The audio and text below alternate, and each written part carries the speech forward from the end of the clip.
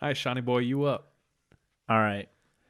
Due to the fact that it is coming up, once you listen to this episode, close to Thanksgiving, I was primarily focused on things that happened around Thanksgiving. So I found a folktale or folklore that comes out of Georgia, The country? the state. Oh.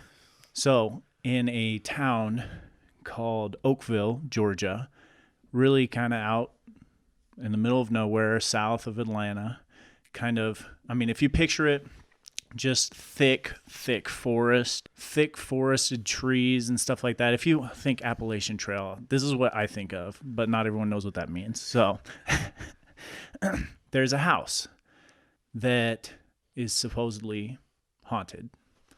Now, this house was owned by a farmer.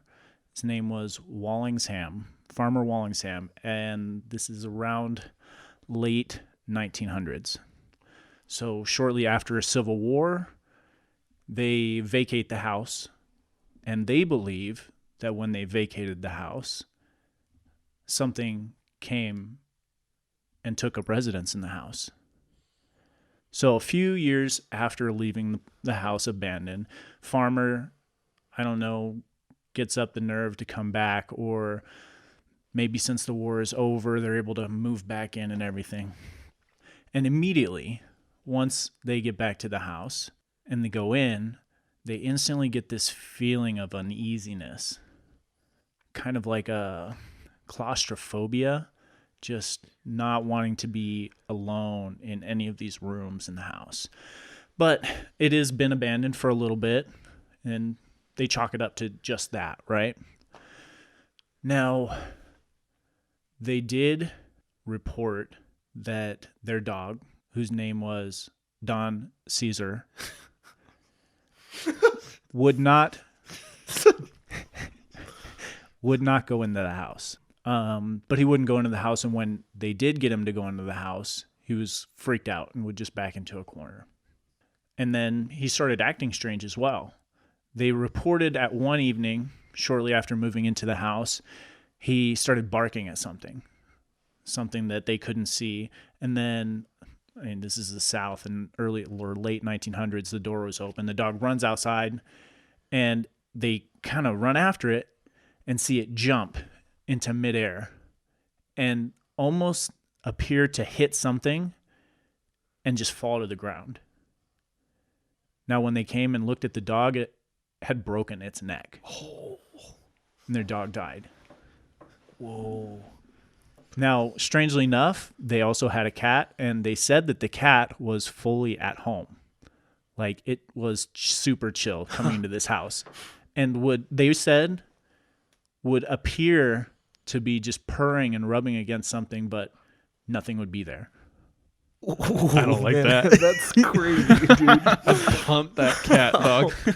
The hell's wrong? So I kind of am a believer that cats are dicks, demonic. Animals, like dogs, I think can see things that we can't. Like, there's frequencies we can't hear. Just like the dog whistle. Colors. Yeah, colors, refractions of light. And yeah, that's why you have those dogs who will bark at, to us, nothing. Yeah. Or be staring at what to us is nothing. Yeah, Mm-hmm. yeah. And then cats are fully aligned with Lucifer. True. What is Egyptian folklore or legend where the god of the dead is has the head of a cat or something? Is that a thing? I think Anubis. Anubis is a dog. Oh, is it it? a dog? Yeah, they worship Sphinx. cats. Oh, Sphinx. yeah, they got it. Head of a person, body of a cat or something. And I think it's customary if you hold up a cat that the mummy will scream and then run away. Oh, yeah, dude. I remember seeing that in a documentary one time. Isn't Anubis a jackal? Yeah. Is jackal a I think it's feline canine. or Canine. Yeah. Huh. Maybe we should look a thing up. Yeah. We're like, I don't know. Yeah, I don't know. So I imagine that the time period when they moved back into this house was sometime late summer, because it gets to be around Thanksgiving time. And they invite their friends over. This is kind of one of those big mansion houses just out in the middle of nowhere in the wooded, foresty area of southwest Georgia. Terrifying. Like one of those plantation-looking houses. Damn. So they invite and they have friends over for this Thanksgiving meal. And what year is this? Late 1900s. Oh, so damn. not a Okay. specific date, but when reading the story, pictured 1890 to 1900. Okay.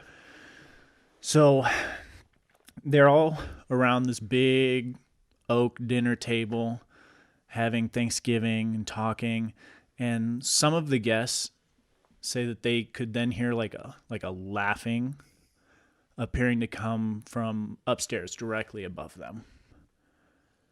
And that laughing was kind of hushed and quieted for a little while. And then there were also some that reported like a groaning that was happening. So a different sound, but also directly above them in the room. And then all of a sudden, all of the guests hear a scream. And something hard hit the floor. And then shortly after, drips start coming through this. And the floors back then were, slatted, so like drips start coming through. Drips the of what? ceiling. Water? Or Blood. oh, freak. Just landing right on the table. Oh. And everyone is in shock. No one knows what to do. And eventually, after everyone who's home is downstairs, right? everyone is there at the table at this Thanksgiving dinner. Oh my gosh. And then the head of the table, Farmer Wallingham, finally gathers his wits and runs upstairs. He gets to the room that's directly above them and opens the door. There are a few guests that followed. There's nothing there. So he goes and he starts pulling up the carpet that's in this house. And once he gets the carpet up, he sees this red stain just on the floor. So at that point, as any reasonable human being would do, they get the fuck out of there and leave the house abandoned once again. No. Now, one thing with all kind of creepy haunted houses is they start to gain like notoriety within the community as something haunted. Mm-hmm. And with a haunted house, stupid kids like ourselves decide to go and explore. Nice. Now, there was one such stupid kid. This is years later. This is probably now early 20th century. A kid named Horace Gunn. Rip. He makes a bet with some of his friends. And his bet is he's going to go and spend a night in the house. Now, Just him. Stupid Horace. Stupid Horace. Stupid. So one night, he gets up the nerve to go and spend the night in this haunted house. And he just goes kind of in the living room area. It's probably off to one of the sides specifically of this giant plantation house. And he's sitting in this room. He, after a while, just kind of getting bored, decides, I'm going to light a fire so that I can, in the fireplace, to kind of, have something there to, Goddamn horse. He just lights the house on fire. No. To keep him company, essentially, with this fire. Yeah. So he lights a match. It goes out. He lights another match and instantly goes out. So the third match, he holds it really close to this like parcel of paper that he had with him. It barely catches the paper on fire and then smolders away and goes out. Now, at this point, he's like, okay, I guess I'm not going to be able to start a fire, and just kind of sits there. And then all of a sudden, he starts hearing laughing and steps running up and down the stairs in the other room, and then running around on the second floor above him. And then he hears the scream and the hit of the floor again. And he's freaking out now. But he's also just like, he doesn't know what to do. He's in shock, essentially. And as he's sitting there, he sees a gray light just kind of appear by the wall at about head level. And it's really dim at first. And it's completely silent. All of the laughing and the running around has stopped. The gray light gets a little bit brighter and then clearer, and he can tell that it's the face of someone. And he freaks out. He runs into the other room trying to get to the front door. And as he gets to the front door, something grabs him by the ankles, yanks his ankles back, and he falls. He hits his head and then feels something close around his neck. And no one heard from Horace again until the next morning. Oh. I was like, then how'd they know what happened to him? When his friends showed up at the house and found him unconscious with bruise around his neck of skinny, long fingers. Oh. Skinny fingers. Salad fingers? Little Chico sticks. Pocky. Now, after another few years, they decide to finally tear down the house and sell off the property.